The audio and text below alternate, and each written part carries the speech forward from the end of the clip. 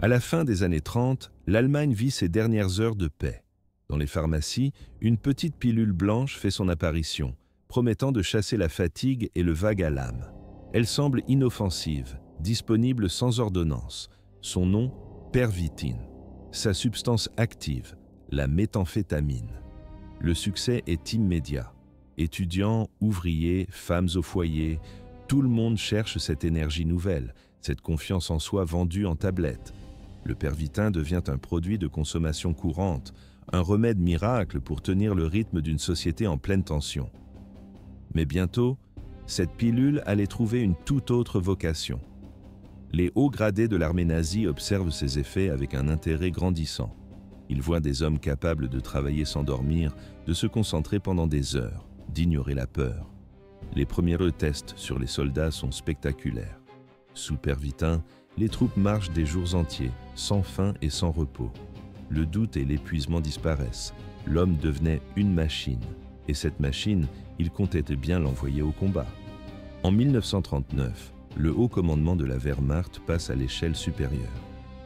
La production de masse est lancée et le Pervitin est officiellement intégré à l'équipement du soldat. Des revues médicales du régime en font l'éloge, vantant sa capacité à décupler l'esprit combatif et la prise de risque. L'arme secrète était prête, il ne manquait plus que la guerre. Avril 1940. L'Allemagne se prépare à envahir la France. Dans les pactages des soldats, 35 millions de comprimés de Pervitin sont distribués. Les soldats avalent 2 ou 3 pilules et oublient le sommeil pendant 3 jours. Des fantassins marchent plus de 50 km sans repos.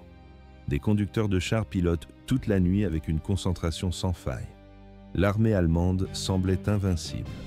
Mais cette puissance avait un prix. La pilule gagne des surnoms évocateurs Stuka-Tabletten, les pilules de Stuka, ou encore Panzerschokolade, le chocolat pour tankistes, car elle est parfois mélangée à des friandises. Un médecin militaire allemand résumera la situation sans détour. Notre arme secrète n'est pas un char, c'est une pilule. Elle est bon marché, facile à transporter, et son effet est fulgurant. Les nazis disposaient d'une stratégie de combat qui allait stupéfier le monde. Au printemps 1940, une nouvelle forme de guerre s'abat sur l'Europe. Elle porte un nom qui glace le sang, Blitzkrieg, la guerre éclair. La stratégie est brutale de simplicité, frapper vite, frapper fort et ne laisser aucun répit à l'ennemi. Des vagues de chars, d'avions et de fantassins déferlent à travers les frontières, avant même que les défenseurs ne comprennent ce qui leur arrive. Mais cette machine de guerre exigeait un nouveau type de soldat. Un homme capable de repousser les limites humaines, de fonctionner sans sommeil et d'ignorer la douleur. Ce soldat fut créé chimiquement. Dans les cockpits étouffants des Panzers, les équipages avalaient quelques comprimés de Pervitin et pouvaient rester éveillés 3, parfois 4 jours d'affilée. Dans les airs, les pilotes de la Luftwaffe, drogués à la méthamphétamine, enchaînaient les missions au-dessus de l'Europe. Ils volaient pendant 8 ou 10 heures, larguaient leurs bombes, puis faisaient demi-tour pour une nouvelle sortie. La fatigue n'existait plus, seul le mouvement comptait. Au sol, l'intensité était la même. Des unités d'infanterie marchaient plus de 36 heures sans repos, portant leurs lourds équipements à travers les forêts et la boue, mais conservant une énergie intacte pour le combat.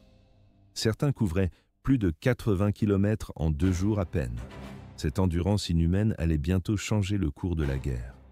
Le test décisif a lieu en mai 1940, lors de la poussée à travers la forêt des Ardennes. Pour les stratèges français, ce terrain dense et accidenté était une forteresse naturelle, jugée impossible à traverser pour des blindés.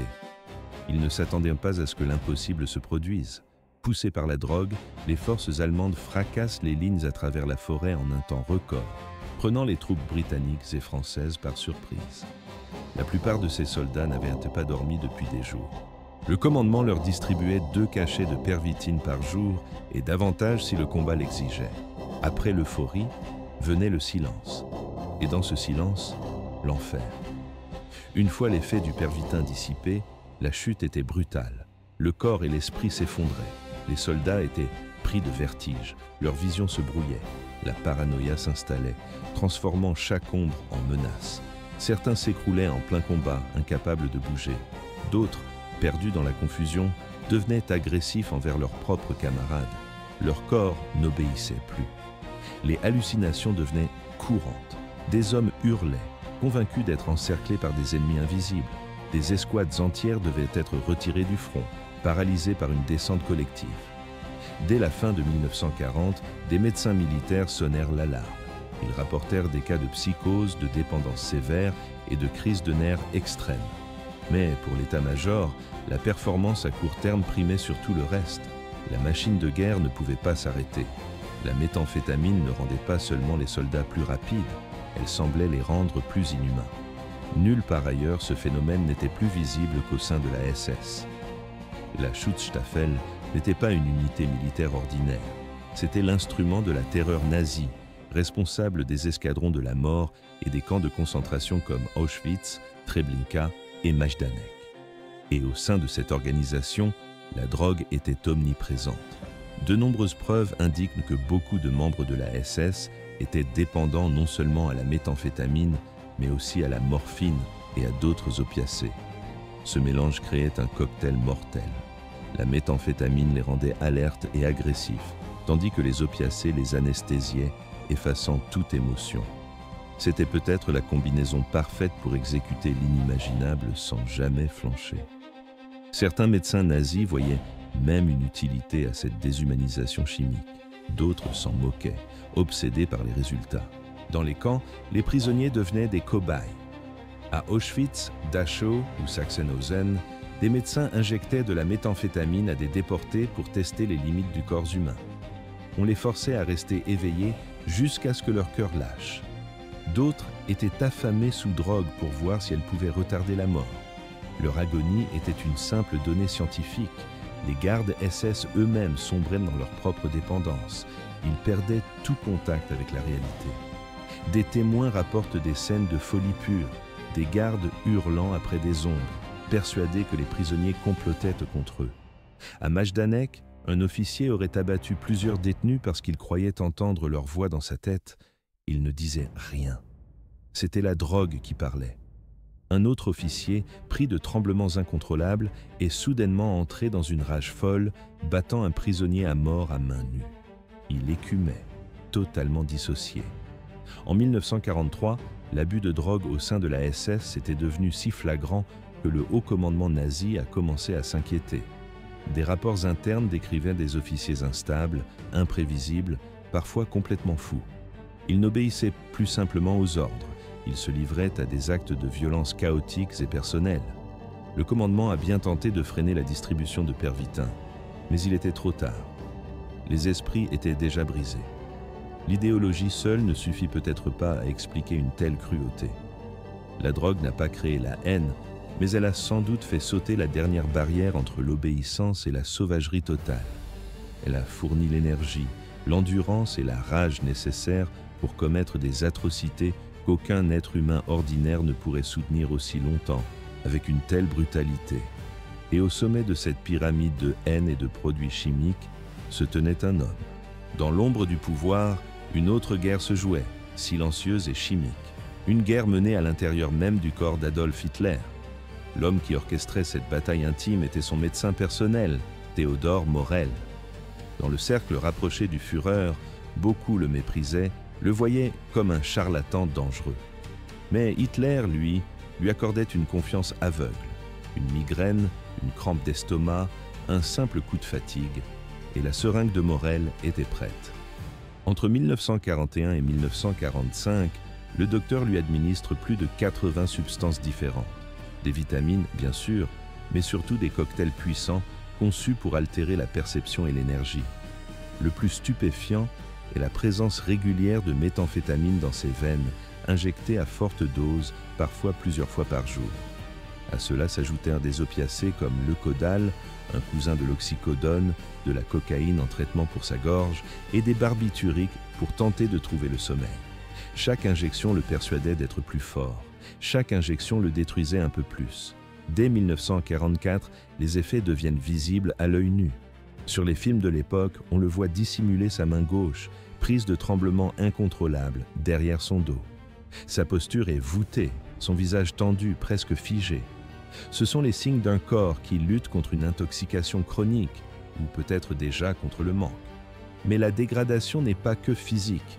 Son humeur devient imprévisible, oscillant entre une confiance euphorique et des crises de rage, où il accuse ses plus proches généraux de trahison. Son jugement semble altéré. Alors que la défaite militaire est évidente pour tous, il s'accroche à l'idée d'armes secrètes, de solutions miracles qui renverseront le cours de la guerre.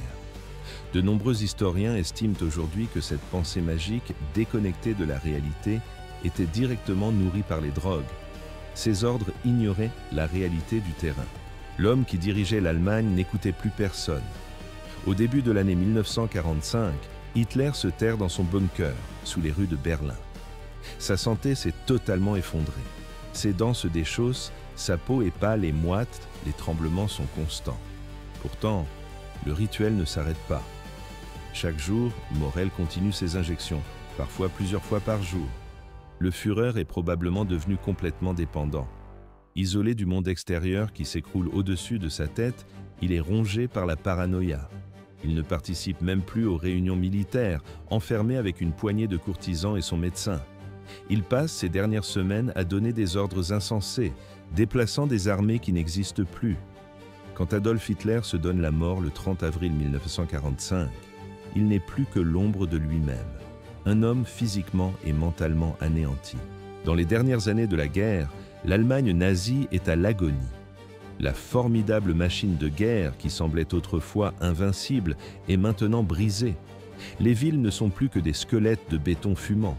Les soldats meurent par milliers sur des fronts qui s'effondrent et les réserves s'épuisent à une vitesse vertigineuse. Pourtant, au lieu d'affronter la réalité, le commandement nazi s'enferme dans une bulle de mensonges et de délire.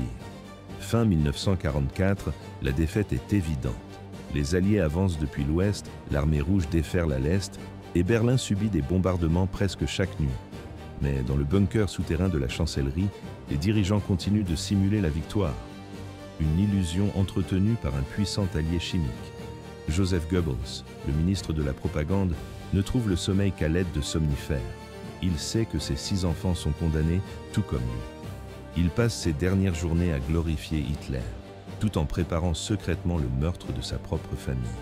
Heinrich Himmler, le chef de la SS, s'accroche à des stimulants pour gérer des départements en plein chaos. Mais même lui, dans l'ombre, cherche une porte de sortie, une négociation avec l'ennemi. Autour d'eux, le commandement tout entier sombre dans la paranoïa. Les disputes éclatent sans cesse. Certains tentent de fuir Berlin dans l'espoir de survivre. D'autres restent, paralysés par la peur ou une loyauté aveugle. Le dernier cercle du pouvoir se consume de l'intérieur. Pourtant, il ne faut pas s'y tromper. Le cœur du mal nazi ne se trouvait pas dans une seringue. Il venait de leur idéologie, un système bâti sur le racisme, l'antisémitisme et une soif de domination totale. Les décisions d'envahir des pays, d'exterminer des populations et de construire des camps de la mort ont été prises par des hommes qui croyaient en ce système. Les drogues n'ont pas créé cette haine, mais elles l'ont aggravée. La méthamphétamine n'a pas déclenché la Seconde Guerre mondiale, mais elle a rendu la machine de guerre nazie plus rapide, plus agressive et plus difficile à arrêter. Entre les mains d'un régime déjà dévoué à la violence, elle a agi comme un accélérateur. Elle a nourri l'incendie jusqu'à ce qu'il consume tout. Alors que la fumée se dissipe sur l'Europe en ruine, un secret commence à émerger des archives. Une vérité qui, jusque-là, n'était qu'une rumeur de couloir. Des millions de comprimés produits, des dossiers médicaux, des témoignages, des documents militaires officiels. La rumeur devient une certitude accablante. Une grande partie de l'appareil militaire nazi, du simple soldat au haut commandement, fonctionnait sous l'emprise régulière de la drogue. Pourtant, la chute du Reich ne signifierait pas la fin de sa plus puissante molécule. Le pervitin ne disparaît pas avec la défaite allemande. Au contraire, il est reconditionné, presque banalisé, sous de nouveaux noms. Dans les années 50 et 60, il traverse l'Atlantique et arrive aux États-Unis sous le nom d'Obitrol. On le vend alors comme une simple pilule énergisante et un coupe-faim. Son passé sombre semblait effacé. Plus tard, la formule de l'Obitrol est légèrement modifiée. Elle prend alors un nom que beaucoup reconnaissent aujourd'hui, l'Adderall, un médicament massivement prescrit pour le trouble du déficit de l'attention. La structure chimique n'est pas identique à celle du pervitin du temps de la guerre, mais la racine est la même. un stimulant à base d'amphétamine conçu pour maintenir l'éveil et la concentration. Et que sont devenus les scientifiques derrière ces expériences? Certains n'ont jamais été jugés.